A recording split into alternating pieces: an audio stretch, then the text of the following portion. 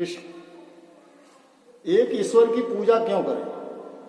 हमारे यहाँ बहुत सारे देवी देवता हैं, बहुत से भगवान हैं, तो हम एक ईश्वर की पूजा क्यों करें? यह एक प्रश्न है। और इसके लिए आपको एक छोटी सी कहानी या कथा कह लीजिए, वो है, आप उसके माध्यम से समझिए कि एक ईश्वर की हम पूजा क्यों करनी चाहिए। फिर आगे बताएंगे भगवान श्री कृष्ण जी गीता जी में क्या कहते हैं। एक बार कुछ लोग, उसमें भगवान के भक्त भी थे, कुछ लोग थे, बैठ करके नाव में सफर कर रहे थे। जब नाव में सफर कर रहे थे तो अचानक नाव के नीचे से एक छिद्र होकर के उसमें पानी भरने लगा। जब पानी भरने लगा और नाव बीच मध्य नदी में जा चुकी थी, अब किसी के पास कोई चारा नहीं था। एक ही उपाय था कि अब तो यहाँ से प्राण के अंत हो जाएंगे। उस समय उसमें जो बैठा भक्त था वह लगा भगवान शिव जी का ध्यान करने, बोला, प्रभु आप हमें बचा लीजिए, नहीं बचाएंगे तो हम लोग डूब जाएंगे।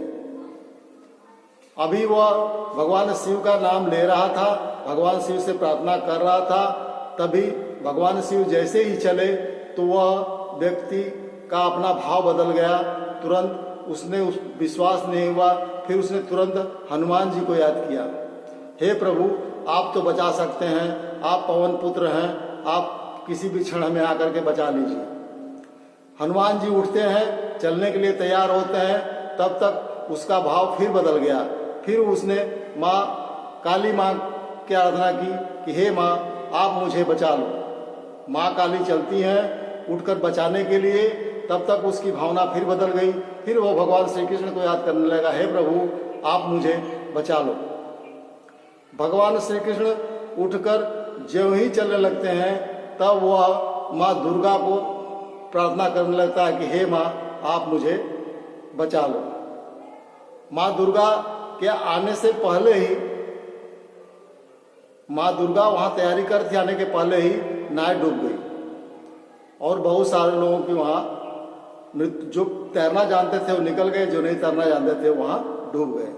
तो इस बात से आप कथा समाप्त होती है। इस बात से आपको क्या लगता है कि यदि वह भक्त जब भगवान शिव को पुकारा था और भगवान शिव पे ही रुक गया होता, यानी कि एक ईश्वर पे ही रुक गया होता और उसकी मदद करने के लिए भगवान शिव जब चल चुके थे, यह तो उसे पता नहीं था, लेकिन उसका विश्वास ही नहीं था कि भगवान शिव आ पाएंगे। यदि वहां पे भी नहीं रुका तो वह हनुमान जी को जब याद किया, हनुमान जी को याद करने के बाद हनुमान जी जब चल रहे थे तो उसे भी नहीं पता था कि हनुमान जी चल रहे हैं, लेकिन उनका विश्वास हनुमान जी पे नहीं हुआ।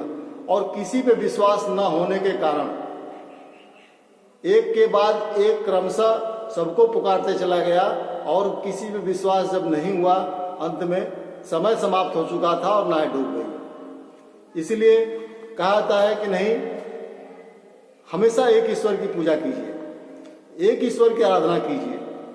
जब एक ईश्वर की आराधना करेंगे तो वह आपका हमेशा ध्यान रखेंगे, हमेशा आपका चिंतन, आप जैसे भगवान कहते हैं गीता में, मुझको जैसे जो भजता है मैं उसको वैसे भजता हूँ। तो आप यदि एक ईश्वर का चिंतन करेंगे, एक ईश्वर पे विश्वास करेंगे, तो बार बार एक ही चिंतन करने पे भगवान का भी आपके प्रति प्रेम शुरू हो जाएगा। इसलिए भगवान श्री कृष्ण जी ने गीता में कहा, अर्जुन जी से कहा, अनन्या चिंतयन्तो माये जना पर्युपासते तेषां नित्याभियुक्तानां योगम क्षेमम वहामहम। हे अर्जुन, अनन्या चिंतयन्तो, जो भक्त मुझको अनन्य दूसरा कोई नहीं है ऐसा चिंतन करता है, सिर्फ मुझको ही चिंतन करता है, ऐसे भक्तों का योग क्षेम मैं वहन करता हूं।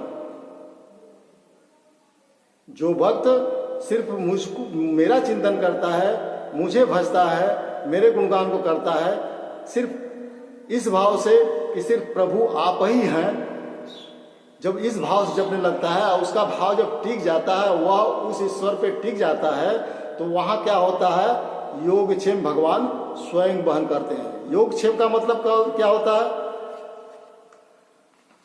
योग का मतलब होता है अपर्याप्त वस्तु की प्राप्ति, जो नहीं मिली हुई है वो मिलेगी। और क्षेम का मतलब जो मिल चुकी है, प्राप्त वस्तु की रक्षा, जो हमें मिल चुकी है उसकी रक्षा। यही चाहिए जीवन में, और क्या चाहिए? कि जो हमें नहीं मिला है वह मिल जाए और जो हमारे पास है उसकी रक्षा हो पाए। इसी से जीवन धन्य हो जाता है। तो यहाँ पे इस बात का ध्यान रखिए कि आप सिर्फ एक ईश्वर की पूजा कीजिए, एक ईश्वर की आराधना कीजिए और एक ईश्वर का ध्यान कीजिए, उन्हीं ईश्वर का मंत्र जपिए।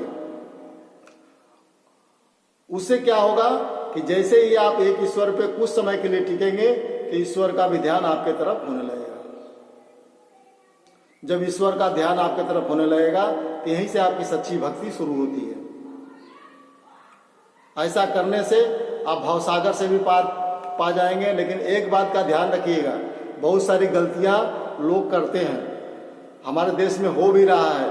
पंथ के नाम पे, धर्म के नाम पे अलग अलग महात्माओं के अलग अलग श्रेणियां हैं। उस नाम पे पता नहीं जिस महात्मा का जो उपदेश होता है उस उपदेश में ये बात कहते हैं कि नहीं कहते हैं, भक्त उसका कितना पालन करते हैं, ये हमें नहीं पता है। लेकिन ऐसा हमारे देश में देखा जाता है कि हम तो एक ईश्वर का चिंतन करते हैं, लेकिन वहीं पे दूसरे ईश्वर की निंदा करते हैं, दूसरे ईश्वर को छोटा दिखाना चाहते हैं। नहीं मेरे बंधुओं, सारे ईश्वर का स्वरूप एक ही है, सिर्फ अलग अलग नाम रूप अलग अलग हमें दिखता है। यह हमारे शास्त्रों में वर्णित है।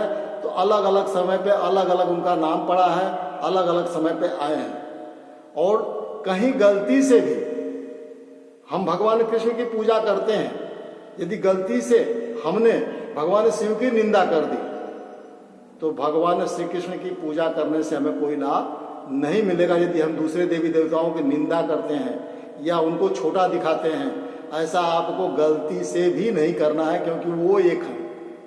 आपके मन में भेद है, वहाँ भेद नहीं है।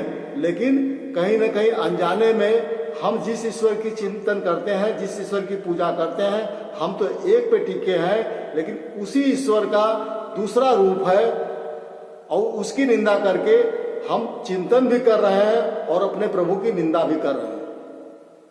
तो जब जिस ईश्वर की पूजा आप कर रहे हैं और उसी ईश्वर के दूसरे रूप की आप निंदा भी कर रहे हैं, तो वह पूजा, वह भक्ति आपको कैसे मिल सकती है? कभी जिंदगी में नहीं मिलेगी। इसीलिए आप चाहे माँ दुर्गा हो, माँ पार्वती हो, माँ सरस्वती हो, माँ लक्ष्मी हो, हनुमान जी हो, शंकर जी हो, किसी की भी एक की पूजा कर सकते हैं। लेकिन निंदा यदि करते हैं आप, तो आप वहीं से गिर जाएंगे, आपको पता भी नहीं चलेगा। क्योंकि यह सब चीज़ें पता, जानकारी या लेटर भेज के नहीं दी जाती हैं, यह ऑटोमेटिक व्यवस्था है ईश्वर की। इसलिए आज से यदि आप किसी ईश्वर की निंदा कर रहे हैं, चाहे किसी भी पंथ में जुड़े हों, किसी भी महात्मा से दीक्षा ले रखे हों, कोई भी आपका गुरु है, यदि वह बात आपको नहीं उन्होंने बताई है कि ये बात आप यहाँ से सुनकर, सिद्धंतरु आश्रम के माध्यम से सुनकर उसका लाभ लीजिए। क्योंकि श्री धर्मतरु आश्रम सात्वत धर्म के प्रचार प्रसार में है। सात्वत धर्म वह धर्म जो भगवान श्री हरि नारायण ने बार बार दी है इस लोक में, और वो लुप्त होती चली गई है। उसी धर्म का स्वरूप अंश श्री धर्मतरु पंचकम साधना है, जिसे हम लोगों को ये जिम्मेदारी मिली है कि सच को बताइए, जिससे लोग न गिर पाए, जिससे लोग ऊपर की तरफ जाए। जो जिंदगी का मकसद है वो मकसद को पूर्ण करें। तो आपसे अनुरोध है कि आप किसी भी पंथ में हो, किसी भी धर्म में हो, जो भी सनातन धर्म के फॉलोअर हैं, फॉलो करते हैं, तो आप उस पंथ की बात सुनिए, आप जो करते हैं करिए, लेकिन कभी गलती से भी निंदा, बुराई किसी भी ईश्वर का मत करिएगा। यदि करिएगा तो ये पक्का 100% गारंटी है कि आप नीचे गिरेंगे। इसमें आपको दुनिया में कोई नहीं बचा सकता है। इस बात को नोट करके रख लीजिए। और आपसे अनुरोध है, इस वीडियो को शेयर कर दीजिए, जिससे बहुत सारे लोग इस चीज जानकारी को लेकर के अपने आप को गिरने से बचा पाए। आइए अंत में भगवान का नाम लेकर के वीडियो को समाप्त करते हैं। हरे कृष्ण कृष्ण कृष्ण हरे हरे, हरे राम राम राम हरे हरे। वंदे कृष्ण।